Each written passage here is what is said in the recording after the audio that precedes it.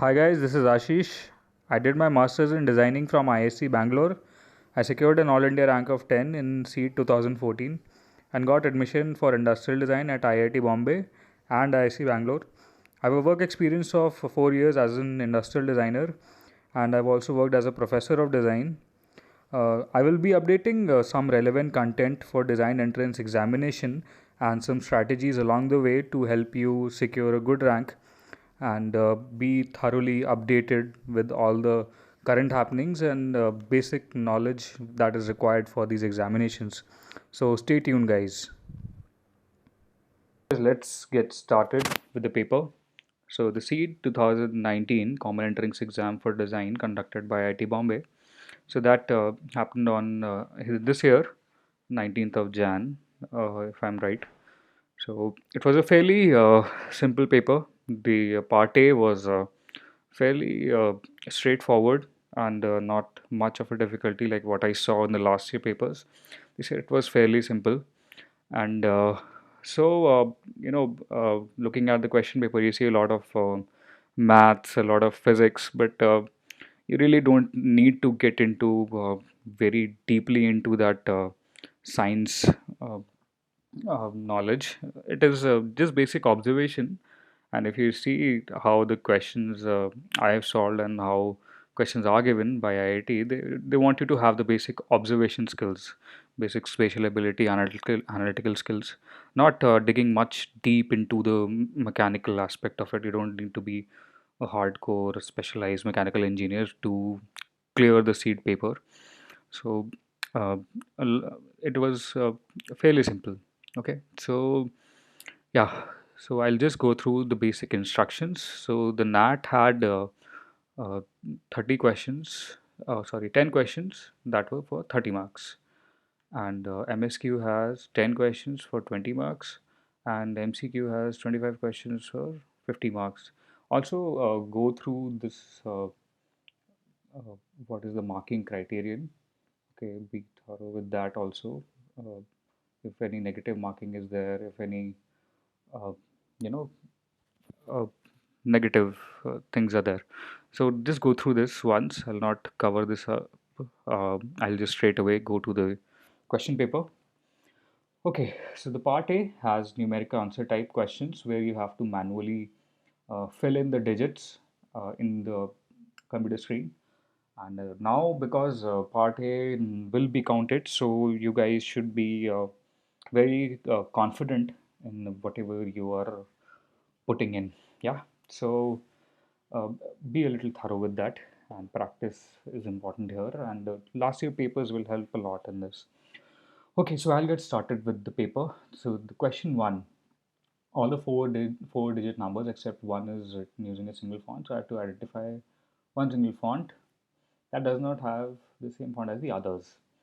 So in this, I was able to find out this 2440 because in 2, if you see, there is a serif at the end, this one.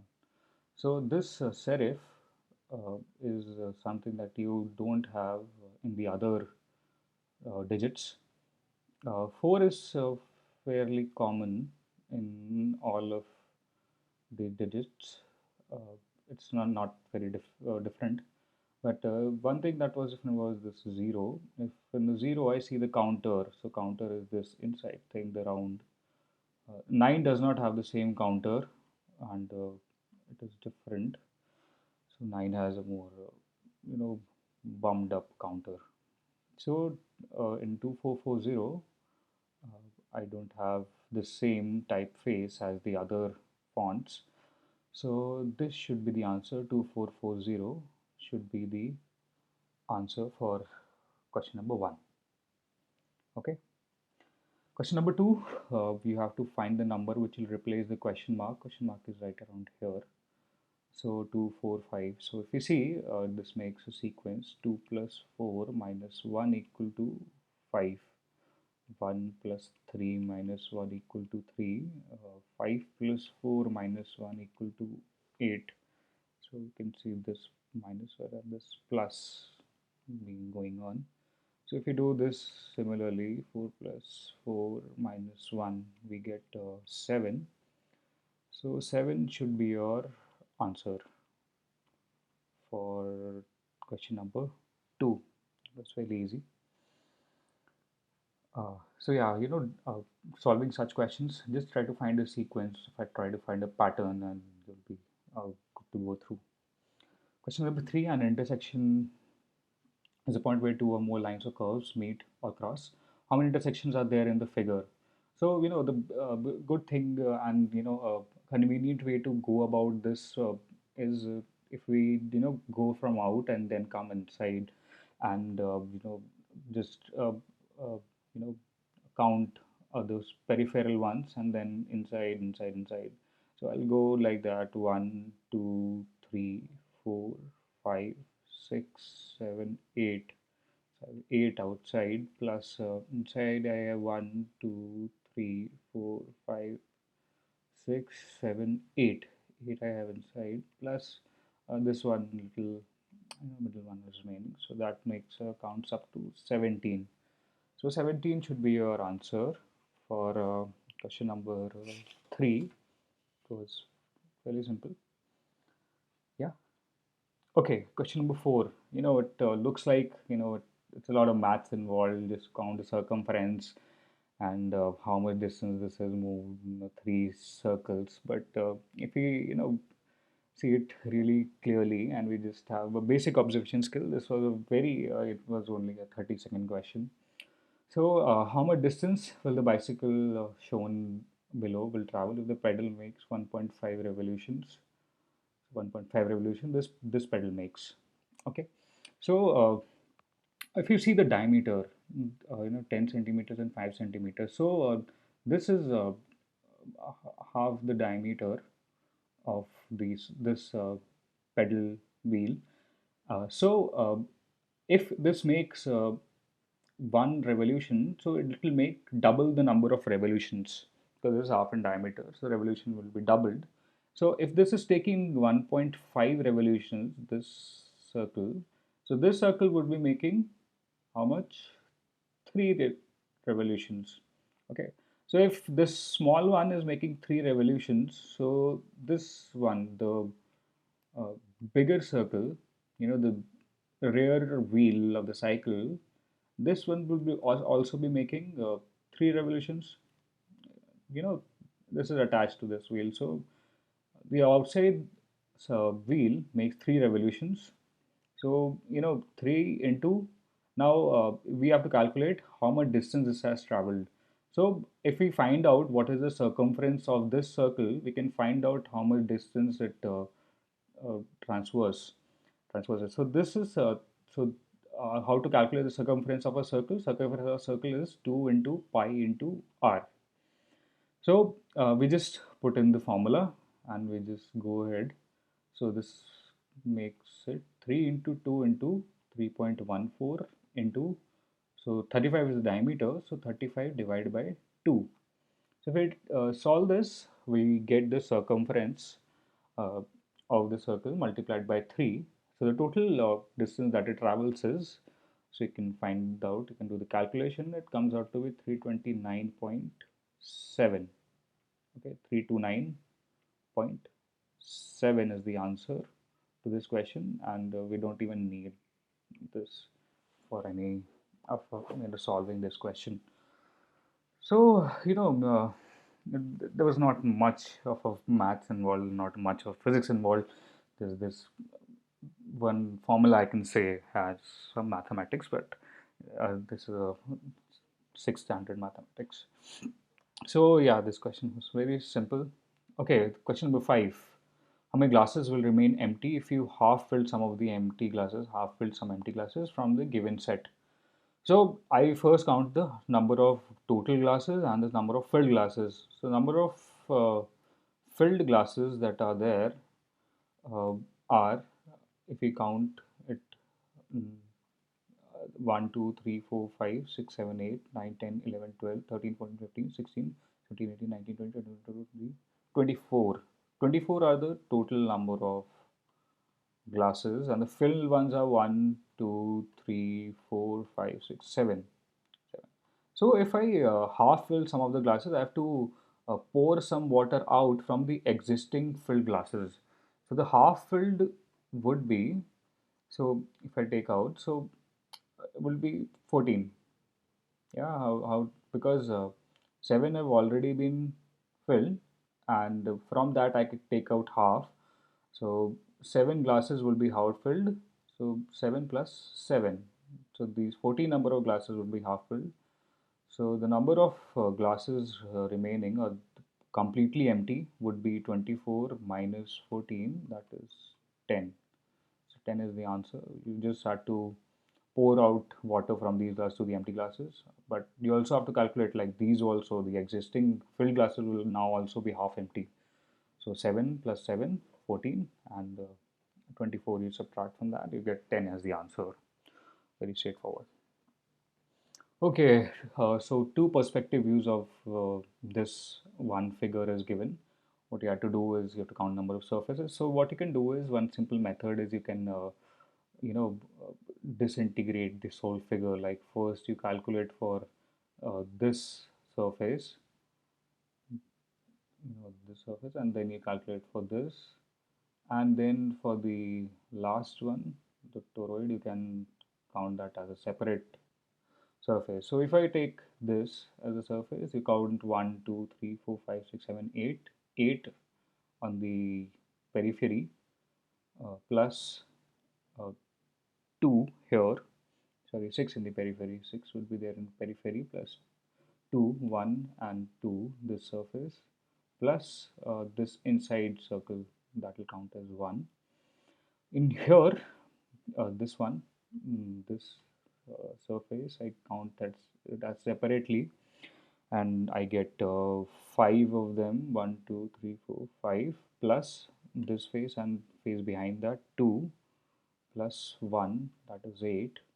And then for toroid I have one face, so I can readily just add up 9 plus, so 9 for this, 9 for the piche wala surface, 9 plus 8 plus 1, that makes it 18. So 18 is the answer for question number 6. Okay, question number 7. So this was not that tough a question. This one physics principle that was involved here. Two water tanks A and B of equal square base of side 3 feet. So 3 feet side is given for this and this. Water flows from tank A through the tube, this tube, which will be, what will be the volume of water in tank A when the water stops flowing? Okay, so when will the water stop flowing? So water will continuously flow into this tank, and it will fill. At one time, it will reach here and it will start to overflow. Some water will also be decreasing from this tank, tank A, but till what level or till what point will this continue to happen? Till when will water start flowing from the pipe towards the tank? That is this level. When it reaches this level, so when uh, water in tank A reaches this level, equal to what the height of the tank B is, we call that in Bernoulli's principle head. So when the head is equal, the water stops flowing from tank A to tank B when this head gets equal. So when the head gets equal, so you can take this reading here. So now it's at 2.5 feet, but it starts at 1 feet. So this height here would be 1.5 feet, and the side is 3 feet, and the depth would also be 3 feet. So the volume would be 3 into 3 into the side 1.5. So 9 into 1.5, that makes it equal to 13.5 cubic feet. Cubic feet is the answer. Okay, so just one principle, like till when will the water flow? It's when it reaches the heads of to both the height difference is matched equally. Okay, so this was a fairly simple question. Okay, question number 8. A solid is shown in the figure. The vertices A, B, C, D, E, F, G, H form 4 by 2 by 2 by 2 centimeters. So this one is 4, this is 2, H, D, and EH is 2 centimeters. The segment AI is this is 5, and this is also 5. So this one is 4. And if you can see in this figure, this makes a right angle triangle IDC. IDC, wow, that's ironic. So 5, 4. So IC, इसका length कितना हुआ? So this is 3. You can calculate by Pythagoras. 5 square equal to this IC square plus, sorry for that.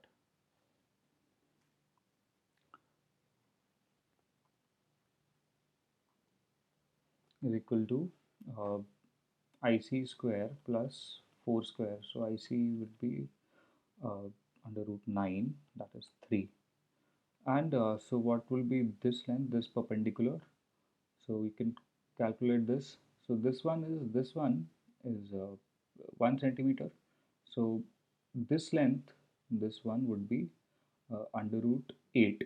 You can calculate that. Pythagoras, 3 square equal to this square plus 1 square. So this will come out to be under root 8, and this length would be 2. So the answer would be under root 8 plus 2. You have to calculate this length. What is the height of the eye from the base? So from eye towards the base, so this height, I'll change the color. This height he was asking about, this height. That is under root 8 plus 2. So that is equal to 4.8 centimeter. That is the answer. Very simple. Okay, yeah. So this was also a good question. I really like this question. So a convex lens is given, and it has only one edge, and some holes have been drilled through these points P, Q, R, S, T in such a way that each hole is parallel to each other and perpendicular. Each edge is perpendicular. So if we see a convex lens, so it is saying it has one edge. Okay, so like, so this would be, if I see the perspective view, this is the lens. Okay, and a hole has been made. So this is the side view I have made. This is the cross section. The side view. So holes have been drilled like perpendicularly. So one hole that is drilled, say, is a triangle. Second one is a square. Third one is a pentagon. The fourth one is a hexagon, and last one is a circle. Yeah. So if I drill a hole through this face, the above one, so I'll get three edges. Edges are these.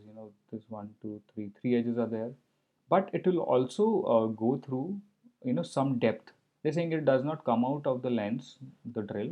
It stays inside. So what you see is it has been drilled. So you get a 3D figure like this. So if we count the number of faces in this, that is 3 plus 3 for the below triangle plus these side edges, 1, 2, 3 side edges, 3. The same for the square. If I drill a hole through the square, then I drill it to some depth. Yeah. So this sort of a shape will be formed on the convex lens. You can calculate the edges 1, 2, 3, 4 on the top, 1, 2, 3, 4, 4 below, and the sides 1, 2, 3, 4. So 4 plus 4 plus 4.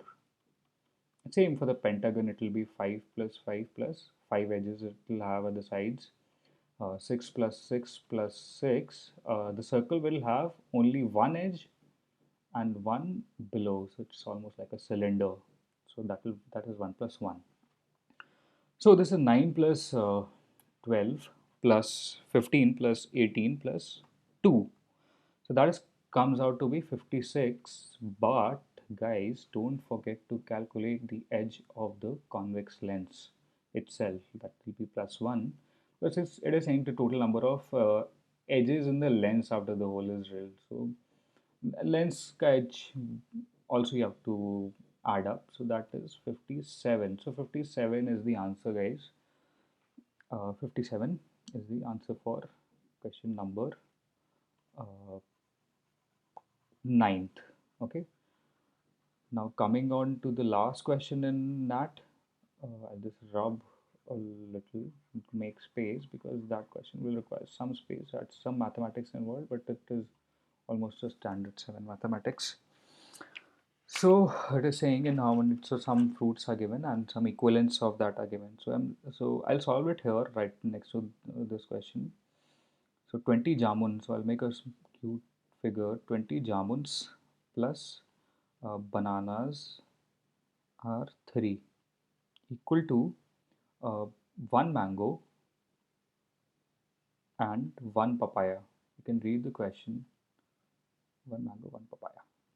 And uh, for the mango, 2 mangoes plus 5 bananas equal to 4 papayas plus 80 jamuns.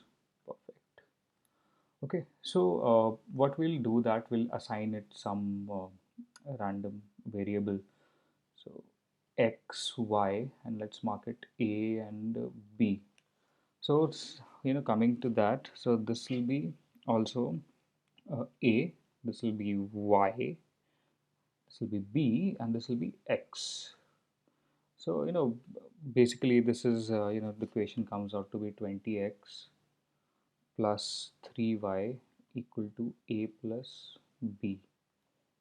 And so this is the first equation. From this we calculate. So from this we have 2a plus 5y equal to 4b plus 80x. 80. Yeah. Okay. So these equations I have. So I'll just rearrange it a bit to 80x. This equation 80x minus 5y equal to 4b. I'll make it 2a minus 4b. Okay. So this equation I have. Okay. So here in this equation I'll multiply it by 4. Okay, so that I can cancel these two out from this equation. So basically what I get is 80x plus 12y, you're multiplying this by 4, equal to 4a plus 4b. Yeah. And the other equation was 80x minus 5y equal to 2a minus 4b. Guys, if you don't getting bored, you can just skip forward and go to the answer. Okay, so I'll subtract this. This cancels out. So this is 17y equal to 2a plus 8b. And guess what? This is what we required. 8 papayas. Papayas I designated as B. Yeah. And A. That was bananas. Yeah. Sorry, mangoes. Yeah. And I have to calculate how many bananas. So this why. So 17 is the answer. Yeah. B was the papayas and 2 was the mangoes. Sorry. And Y was bananas. From here. So I readily get the answer for this. Yeah, very straight. Thank you guys for watching the video. Do like, share, and subscribe. And follow us on Instagram and Facebook for getting regular updates on design entrance examination, especially UCEED, NID, and the CEED entrance examinations. Thank you.